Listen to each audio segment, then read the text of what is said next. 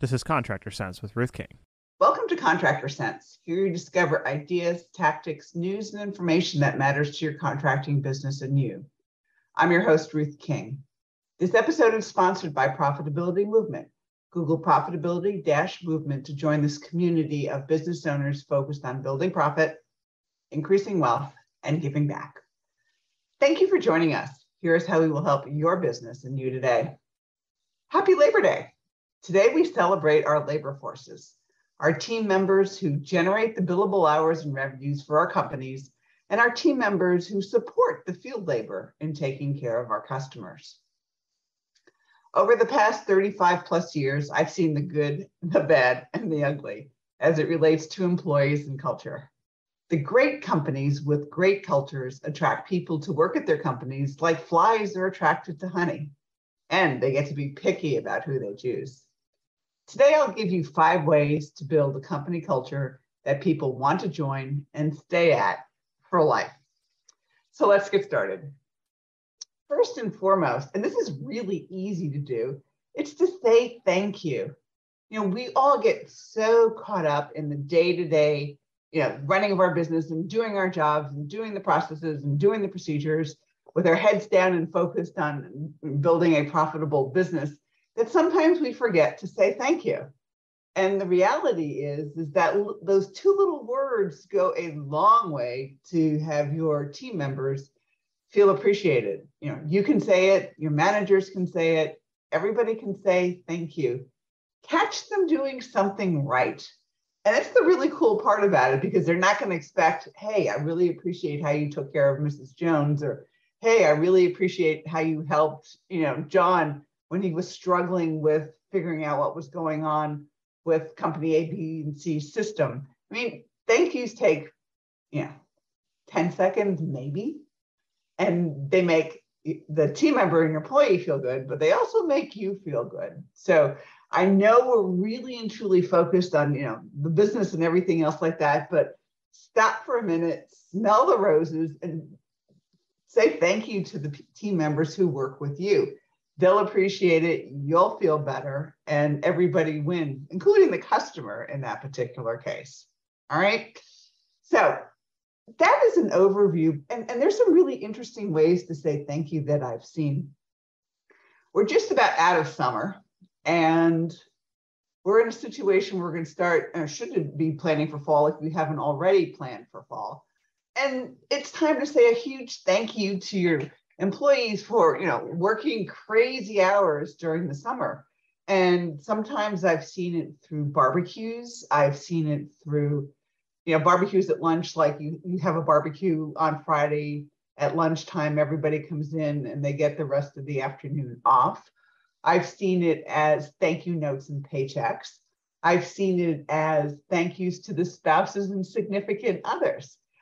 With a line and a letter sent to them that basically says, look, we appreciate the name of your team member working so hard this summer. We realize it was a burden on you because he wasn't as home to spend as much time with your family and you. I want you to know that our customers really and truly appreciate it, as do I. So thank you very much. Sending that note to a spouse or significant other really prevents this from happening. When your team members had a really rotten day, comes home and goes, I feel like quitting, or I'm just done. The spouse is like, okay, you had a bad day. This is a really great company to work for. They thank you and they appreciate you. Suck it up. Now, they may not say it exactly like that, but that's what they're thinking, rather than, oh, honey, why don't you just find another job? All right, 2 very different reactions to somebody coming home after a bad day. It's much better for the spouse to say, yeah, we really appreciate you, and look at it from that perspective. All right, so that's number 1, saying thank you. Number 2, everybody knows how their work impacts the customer in a positive way. There might be somebody, in the field, obviously, it's pretty easy to do that and say that, simply because the field personnel generate the revenues, they take care of the customers, they see the customers on a day-to-day basis. They know whether they've done a good job with the customer and when they haven't done a good job with the customer. So that's easy. But what about the person in accounting? What about the dispatcher? Dispatcher is also pretty easy because they can take care of the customer's needs and get the customer calmed down if necessary and scheduling the calls. But what about somebody in marketing? What about somebody who's answering the phone? What about somebody who's in accounting? How do they positively impact the customer? Well, the accounting piece of it, quite frankly, is pretty easy also. Assuming your accounting and your bookkeeping is done accurately, the customer bills are entered accurately, and there's never a question about whether somebody owes money or not owes money. And so even though the customers don't see the bookkeeper, they can actually know that their needs are taken care of and they're not going to get a surprise bill or something else like that. So, from a bookkeeping perspective, we can look at it from the customer perspective that way, but we can also look at it that the bookkeeper is tracking how well all the other employees are taking care of the customers. They're the ones who are creating accurate financial statements for you to review. They're the ones who are a lot of times calculating the KPIs, and they're the ones who are letting you know whether profitability is increasing or profitability is decreasing. So everybody should know how their work impacts the customer in a positive way. Everybody should feel good that they are taking care of the customer in the way that they do their jobs. Everybody should also know, as a corollary to that, what it takes to be profitable, how their job impacts profitability. And over the years, I've talked about Ruth's rules, and we talk about it from a standpoint of if a bookkeeper has a salary of, let's say, $40,000, and the additional FICA, Medicare, whatever else it is, workers' comp, health insurance, whatever is another 10,000, let's say it's 50,000, and your gross margin is let's say 40%, then she has to generate $250,000 just to break even on her salary. That's Ruth's rule number 2. So she understands that, my salary is important. The company has to generate $250,000 to pay me. So what can I do to increase the profitability in my productivity to keep it there or potentially decrease it? And your employees should be thinking along those lines. And it actually goes towards number 5, which I will talk about, last after the break. So first 2, say thank you. Second one, everybody knows how their work impacts the customer in a positive way. And when we get back from break, I'll give you the last 3. Thanks for listening to Contractor Sense. We'll be right back. Do you ever have warranty leak issues? One of Ruth King's clients did about 4 years ago. Thousands of dollars in expense and unhappy customers. She solved this problem for him, though. How? With a leak letter that every customer must sign when a service technician discovers a refrigerant leak. Once they implemented the letter, there were no more warranty leak headaches. No warranty leak callbacks. Happier customers. The surprising result was more replacement sales, too. To get a copy of the leak letter for free, just send Ruth an email at ruthking@hvacchannel.tv. That's ruthking@hvacchannel.tv. Thanks for listening to Contractor Sense. Before the break, I gave you the first 2 ways to have a really phenomenal company culture. And they are to always say thank you, and that everybody knows how their work impacts the customer in a positive way, and the amount of revenue that it's going to take to pay them. So, they impact profitability, and they need to understand that the company has to be profitable and take care of the customer's issues, needs, wants profitably, or the company will not be there.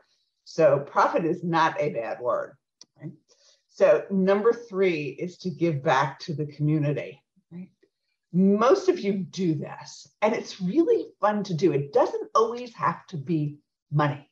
Yes, money is appreciated by the nonprofits in your area, but what if you had a contest and gave out $1,000 to the winner, $250 to the third place, and $500 to the second place of all the people who vote for their nonprofits during a particular time period?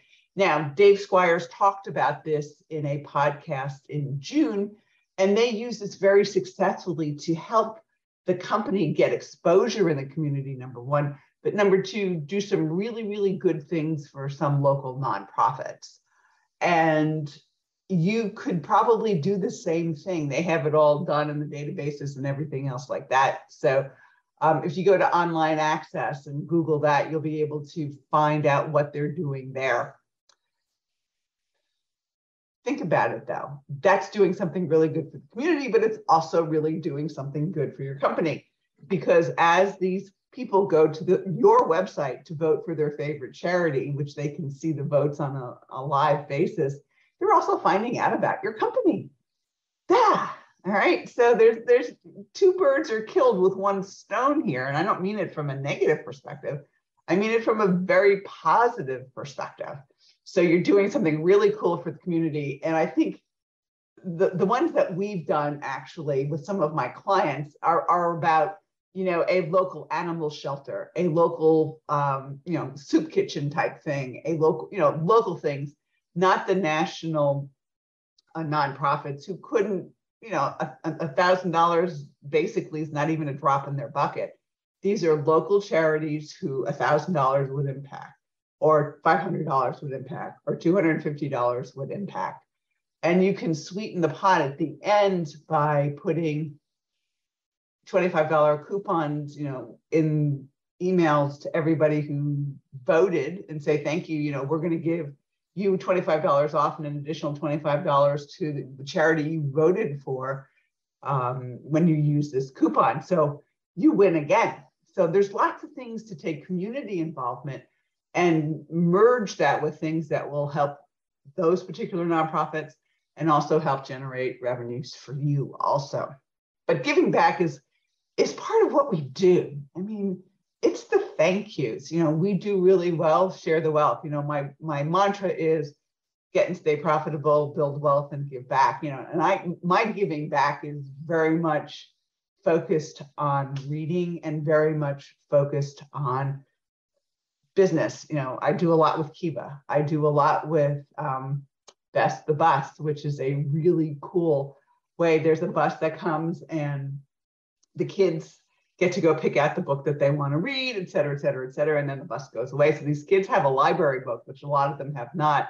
I do room to read, and there's lots of things that I do that I just, I don't tell the world about as a general rule, but I focus what I do on the things that are important to business owners and to reading, because those are two of my loves. And I want to share the wealth and the ability for others to get books and read, as well as start businesses in areas that are, third world countries and stuff like that. So number 3 is giving back to the community. Number 4 is to communicate frequently where the company is going. One of the best things you can do is let everybody know, okay, and get them involved in setting the goals for the year and letting them know where you are with respect to achieving those goals every year. It might be a quarterly meeting with everybody. You might put a note in paychecks, in their pay stubs, or that type of thing. But let everybody know the good and the bad. There was a point in time when it's actually the 2002, 2008, 2009, when the economy was in a bad shape at that point, where the owner of a company basically went to them and said, hey, we're heading for a recession. What do you think we should do to keep our profits up and keep helping our customers? And there were 72 heads. It wasn't only the owner, it wasn't only the owners and the managers, but everybody had ideas and suggestions, which they implemented, most of them. And guess what? They chose not to participate and didn't participate in the recession that actually was 2008 and 2009. So the thing is, when you communicate the good and the bad and get suggestions from everybody and implement those suggestions, then you're in a situation where you'll be able to achieve your goals, they'll be able to achieve their goals, customers will be able to achieve their goals, and everybody wins. Now, number 5 can be somewhat controversial for you all, but I promise you, in the companies that do this, they have phenomenal cultures and the employees want to stick around. So I suggest at the end of every year that you distribute a piece of the profit. And everybody at the beginning of the year knows what the profit percentage is going to be, assuming that you make it. This is what's going to be distributed. And each person's percentage of that profit is known at the beginning of the year. So the profits get distributed in good years and in bad years. And sometimes they're really big and sometimes they're really small. But everybody at that point is focused on the bottom line. And everybody at that point wants to know how the company is doing every single month. So when I talked about number 2, that everybody knows how their work impacts the bottom line and the customer, this is how you actually do it with number 5. The way I do bonuses, other than for managers, is for you to take a look at the employee's length of service, how long they've been there, and their compensation, and you multiply the 2 numbers together. And then you add everybody's number result together, and then that's your huge number, and that's your denominator. And then the numerator is that person's length of service times their compensation, and you get a percentage, which usually is, at most 1 to 2, maybe 3%, if you have a lot of employees. And then let's assume the bonus for the year is, $50,000 that you've calculated. I would do a number. Let's assume the bonus is $10,000, okay? And their percentage is 3%, so they get $300. Yeah, and they know that, and they know that as they actually progress in the company, and if people leave, they get bigger bonuses. I'll always remember one company where one guy had been there for like 18 years, and he was killing it from a bonus perspective, and everybody else's bonuses were smaller because nobody had his tenure in the company. When he left, everybody almost cheered because they knew their bonuses were going to get bigger. It was funny to me. I mean, I didn't laugh in front of them, but the reality was they knew when this guy left that their bonuses, because of their length of tenure, were going to be larger because there wasn't this big person with 18 years there sucking a lot of the bonus away. And I've had contractors who've had phenomenal years where some of the people got tens of thousands of dollars as bonus, and really raunchy years where it might have been a couple $100, but everybody really and truly understands what it takes to make money, and they are told every single quarter, at least a quarter, what the bonus is expected to be, assuming the profits stay where they are. So those are the 5 things that can help you build a really phenomenal culture. Number 1, saying thank you.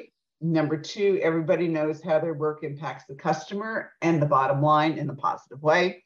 Number 3, give back to the community. Number 4, communicate frequently where the company is going, i.e. profitability, and ask for suggestions when things are not going exactly according to plan. And number 5, distribute a piece of the profits.